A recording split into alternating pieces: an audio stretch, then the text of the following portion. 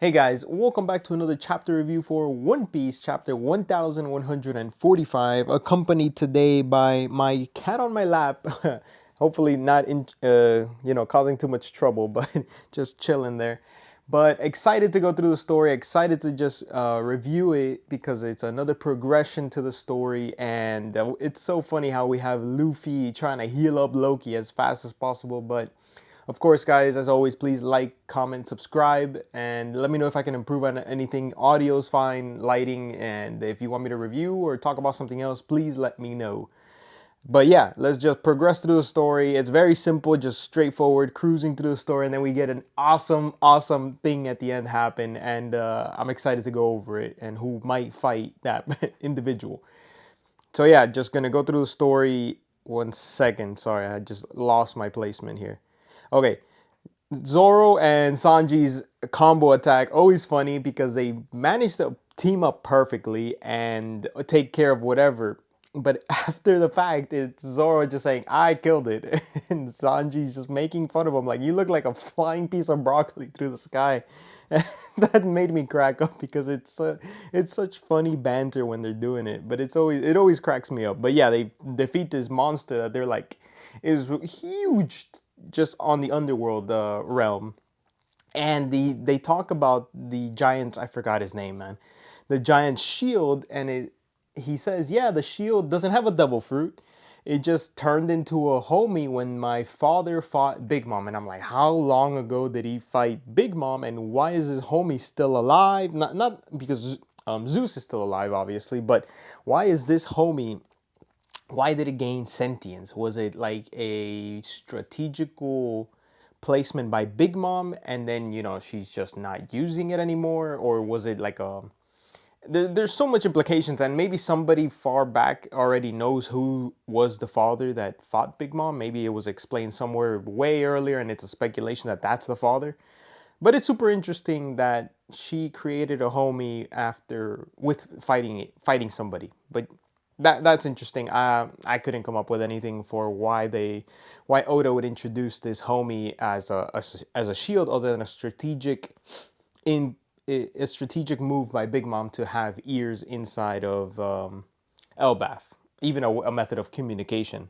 But yeah, Luffy is so funny. He's just sitting on top of Loki's shoe in the panel, and he's trying to heal up Loki as fast as possible, just like he would heal typically is through food. So he's just like, Loki's got to eat, Loki's got to drink water, everything, just taking care of Loki, trying to make him feel better. And it's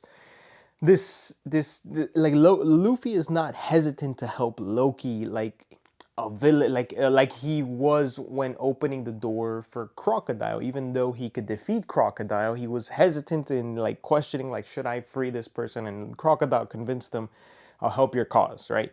But in this case, Luffy's just like, I'll help you, heal him up. He doesn't. I don't feel like there is a sense of urgency of hostility that Loki brings to Luffy, as we see with one of the stories, and we get a backstory flashback to Loki and kind of how he is. And Loki's huge. Like, I keep just like thinking and admiring how huge of a giant he is compared to the others when he's just laying on the floor healing.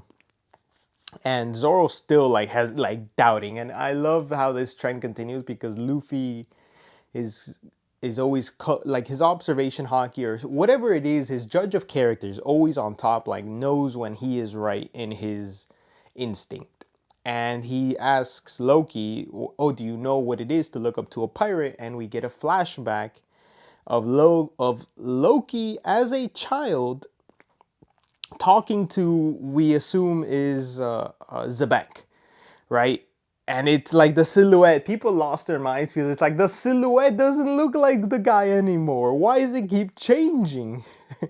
So people were freaking out about that. But we have Zebek kill, not kill. Whoa, not kill. We have Zebek actually draw the sword and hurt Loki to a very harsh extent that even a Whitebeard Newgate said, did you really have to do that? So I don't know if he's.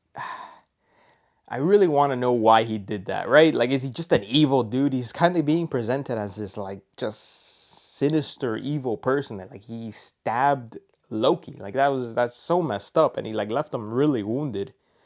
And and then Loki says, if only I was an adult at the time, if only I was stronger at the time, if only I wasn't born so late, he could have been a part of Zebek's crew. I keep thinking Xerxes' crew, Zebek's crew. And that's where that cuts off. So and people were complaining, why is Whitebeard silhouetted? We know what Whitebeard looks like. I don't know, man. I don't know why they're all silhouetted still, but it's not a big deal. We'll get more. We'll get a reveal later. But yeah, we finish that story, and we cut to the giants, Dory, Brogy, and everybody fighting these the shadow creatures, and it's just general walking through, finishing off the shadows, and they're saying, "Oh, good thing this isn't the real Loki, because if the kids knew how strong Loki actually is, this wouldn't be. This is a piece of cake. It's just the kids are too young to know what Loki's strength is like. I'm pretty sure, because Loki's been in prison for 20 years, and the kids are 20 years old, roughly, right? Like I think Colin is 20 years old, but he's still a kid. No, I don't. I have to get those timelines checked, because maybe they were, if anything, too young to remember what Loki's strength was like. But yeah, we have. Oh my God, I forgot. This part is super exciting. With wow, I forgot his name.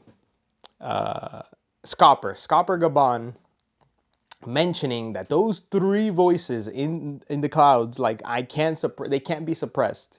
They're so strange. Those are the ones. His observation hockey is reminding me of Sanji's observation hockey. It's just so it's so developed that he's able to pinpoint, like, hey, those three people up there are very different. And he's probably going to investigate, and he might even be the one that clashes with the person at the end.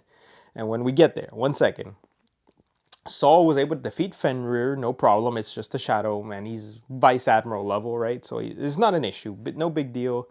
And Jinbei is the one that actually goes to save the kids that are about to touch fire. If it was me, I'm doing whatever to try and, save these kids. In my opinion, I would have thought like Saul was ready to die for these kids or something. In that retrospect, like he was ready to put his life on the line. Even though it's very hard to stop them, there has to be something you would have done to the last of your breath. I don't know. Anyway, that's irrelevant. The fire gets put out by Jinbei because he's able to grab the sea cloud and use the water vapor inside, I guess, and use it as an extinguisher, and puts away the fire. And the celestial dragons, like this panel of them laughing, this guy is laughing. The one with the rose powers is laughing. Like this one panel of him laughing is just his guts out, just about to see kids get burnt to the bone. And Gunko mentioning that too, just not even caring. They're gonna die. It's just I don't know. It's so sinister. It's so sick. It's just like so celestial dragon that, like, it throws me off, because they're so evil that they just, I mean, obviously they don't see the regular folk like that as people, right? Just slaves, if anything. But yeah, Jinbei saves them. And what was it? Robin and Chopper didn't do anything, unfortunately. I thought they were gonna fight Fenrir while Saul was trying to save him, but that, fell through the cracks. That didn't happen. They're all thanking the extinguisher, the firefighters, and they're like, we didn't really do anything. At least they're like honest. That wasn't us. But thanks anyway. And Gunko appears on Colin's ship, or canoe, whatever. And the ones on the ship are Brook, Usopp, Nami, Jinbei. So, and that's where the chapter ends. They finally come in contact with a holy knight, and that is extraordinarily exciting. That is finally we have contact with the Straw Hats. So, what's gonna happen here? Oh my God, my cat's sleeping right there, and just I gotta show you. Just bother her. Oh, you little. Oh, she's just flopping. Just go back to sleep. Oh, she just fell right into place. And Gunko appeared, and I'm thinking, okay, who is gonna deal with Gunko? And I'm just mentioning from before, Scopper Gabon sends the three people. That person's really strong. Scopper Gabon might just beeline to that person and fight them, or clash, not really fight, but push them off and say, we got to get out of here. That person's really strong. And then we have to wait for the Straw Hats in this case, or something like that. Like, not the Straw Hats, my bad. Sanji, Zoro, or Luffy to kind of deal with that. But I feel like Jinbei, if anybody's gonna like fight this person, it'll be Jinbei, right? Brook is really strong, but I don't think. Oh wait, oh my god, I forgot. She's gonna see Brooke and be like, I love your music. Oh, I forgot about that. That's awesome. I forgot. That just came into mind right now.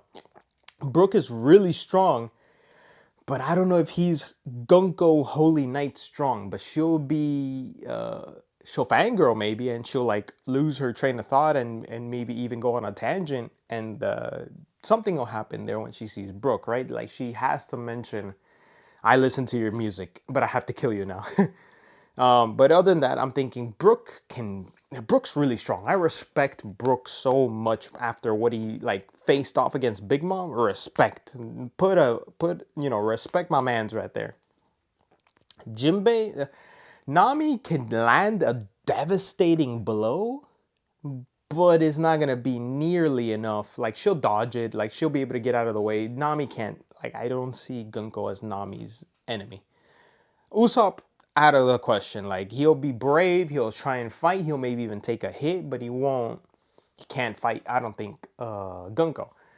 Jinbei, I feel, is the only one that would be, as like fourth strongest on the crew, he would be the one that is able to, hold her back, push her off, even be able to hold his own, maybe even win against her, because he was able to fight against who's who. But ranking how strong the Holy Knights are as the top 10 strongest in Celestial Dragon terms. Yeah, maybe. You know what? I think being that like he's fourth strongest, he was able to take care of who's who. Maybe I think Jinbei can take care of Gunko no problem. If anything, it's just that we don't know where they rank, right? Like, do they have a tier system? You assume Shamrock to be the strongest in the Holy Knights, but who's second? Is it Gunko? If not, that's like a Sanji level opponent. Is it killing them? I don't know. I can't. We can't tell, I guess, yet. But Jinbei, in my opinion, is the one that'll be able to hold her off, and then Scopper can come in and clash, or they have a conversation of what their plans are and who they are and what they got to do. I don't know. I'm very curious what Gunko's gonna say in this case and what Gunko's gonna respond with when she sees Brooke. But it's an awesome chapter, exciting, just going through the steps, and finally we have some conflict, some confrontation with the Holy Knights, and maybe even killing them joins in, and the Rose guy, I forgot his name. I want to call him Peters for some reason, but that's like his family. That's where Peter's family comes from. So Summers, my bad. There you go, Summers. Summers can go in and join Gunko, because it's like I sense Gunko went over there. All three Holy Knights could come in and interfere and say we gotta take care of these Straw Hats first. So I'm excited what's gonna happen, guys. I think that's the end of the chapter review for me. Please let me know what I can improve on. Leave me a like, comment, and subscribe. And let me think if there's anything else that can happen in the chapter. I think they might get a siren where Luffy and crew is able to detect that or hear that something's going on, because there's a snail that for Hydruden that, hey, we need you guys up here. There's a lot of commotion. I don't know where you are. Like, please come back. Or Luffy or something observation hockey wise senses that something's going on and they have to interfere.